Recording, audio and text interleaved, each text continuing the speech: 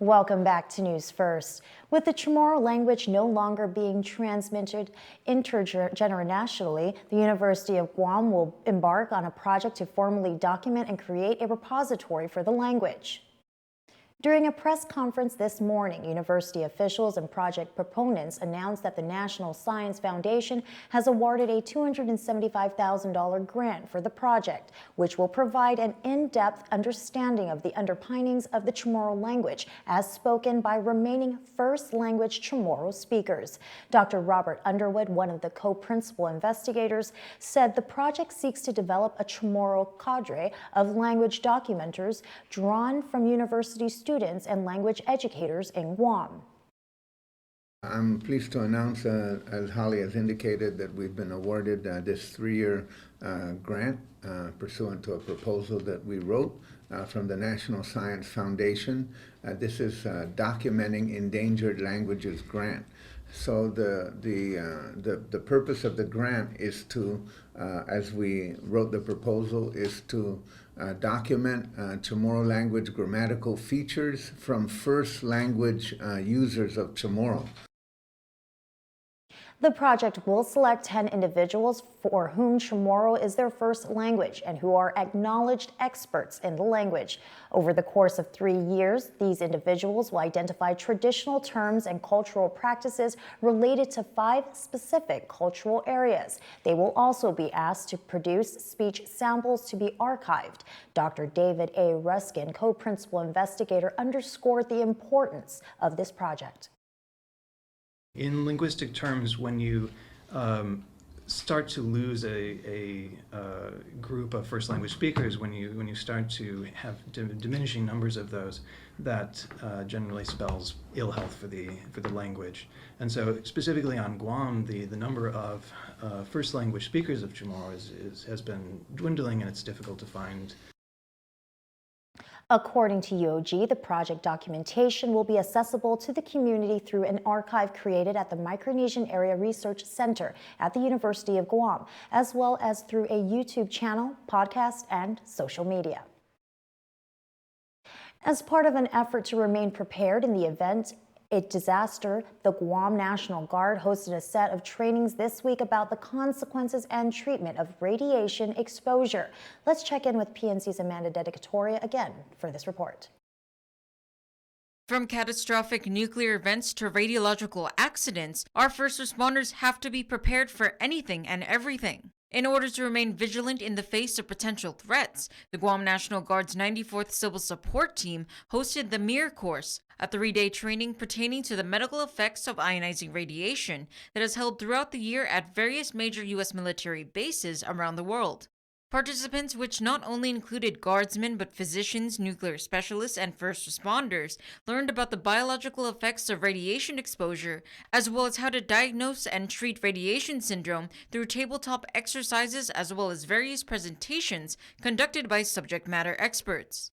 According to Ray Tovis, the director of the Civil Support Training and Readiness Exercise of the U.S. Army Pacific, the course is a testament to the island's responsiveness to potential emergencies. It's just one of the many efforts that the island has taken to move forward to be prepared for almost anything, be it natural, man-made type disasters. So it's just a way of us moving forward to prepare for almost anything. He added that he is appreciative of the attentiveness that the people of the island have given in regards to the course. No, I think it's a great course. I'm really happy that the community is actually present for the training. Amanda Dedicatoria, PNC News. The training will be closing on its final day tomorrow at the National Guard's Readiness Center. In other news, Chili's Grill and Bar Guam have officially moved into their newest location in the heart of Tumon, and earlier today, island dignitaries joined in to cut the ribbon. Let's take a look.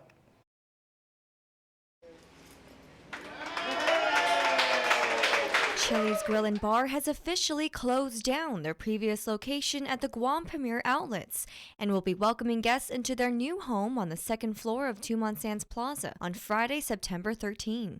The Tex-Mex menu has not changed much, but patrons of the Chili's Bar and Grill will find that this new location has a much newer look and feel. Marcus Fong, managing director, says that this is the newest of all the franchise restaurant chains to open worldwide and incorporated the latest designs of the Chili's brand. The design is inspired by its rich Tex-Mex heritage and identity, as well as incorporating the beauty of Guam, with a commissioned central wall art by local artist Jeff Egan. Fong says that their main goal is to elevate the guest experience. We've always had that, and I think this new location, as you see, is a lot more cozy. We've got a lot new, different designs and different feels. So I think we're really going to elevate the guest experience, and that's really the main thing we're going for. Although the space is relatively smaller, the layout of the restaurant offers different experiences wherever guests are situated in the 140-seat restaurant.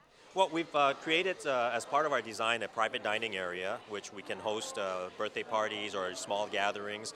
We also have a patio area that's a little bit more private. So we have a different feel. So depending on the occasion, depending on what we're going out for, if it's just a night out, if it's date night, if it's a birthday, graduation, I think we have a space that can cater to all of that. The new space features lighting and artwork that evoke a modern retro vibe, while the wide glass panels promote natural light and a great view of the hustle and bustle of Tumon.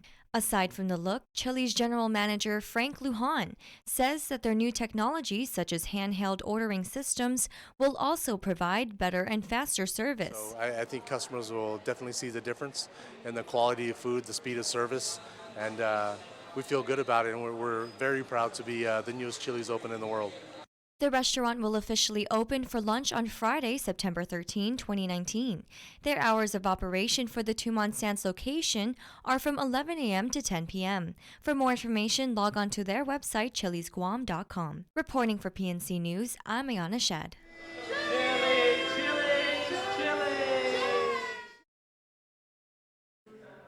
Wow, that food looked really good. Well, let's go now to this week's installment of Crime Stoppers with Sergeant Paul Tapau.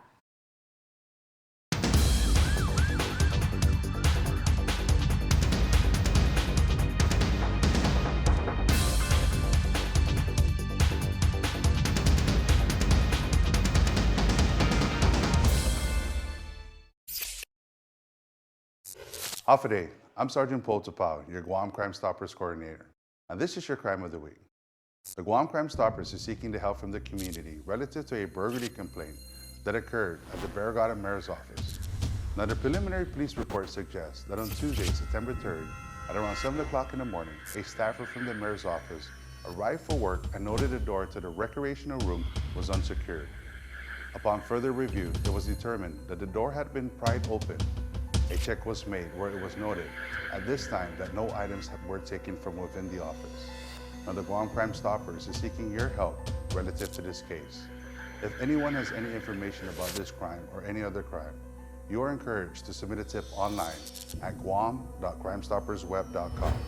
All tip information will remain completely confidential, and a cash reward of up to $1,000 could be paid if the information provided leads to an arrest and a grand jury indictment. Your call does make a difference.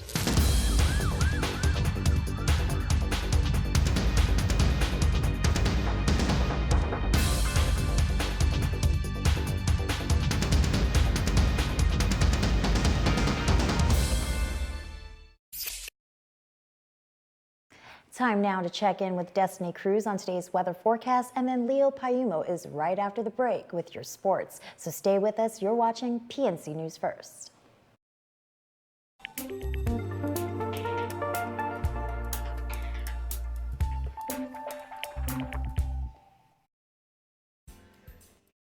Half a day Guam, welcome to your local weather forecast. I'm Destiny Cruz and thanks for tuning in. Well, I hope you had a wonderful day despite the cloudy and rainy weather. Thankfully, for all of you who love this rainy weather, we can expect similar weather patterns tonight with mostly cloudy skies accompanied by scattered showers and thunderstorms. Southwest winds are at an expected 7 to 16 miles per hour with our lows around 78 degrees along with a 50% chance of precipitation. Moving into Friday, I kindly asked Mother Nature if she'd bless us with a sunny day, and that didn't go so well. So we can expect more cloudy skies with scattered showers and thunderstorms, along with a 50% chance of precipitation. Moving on to Saturday, it looks like Mother Nature decided she would give us a little bit of sun, so we can look forward to a partly sunny day with northwest winds at around 11 miles per hour and our highs at 88 degrees. However, if you were planning on hitting the beach on Saturday, remember that high surf, high risk of rip currents, and small craft advisories are in effect for Guam, Rota, Tinian, and Saipan. So be sure to avoid hazardous seas until conditions subside. And that wraps up our weather report. Be sure to tune in next time for more updates. Adios!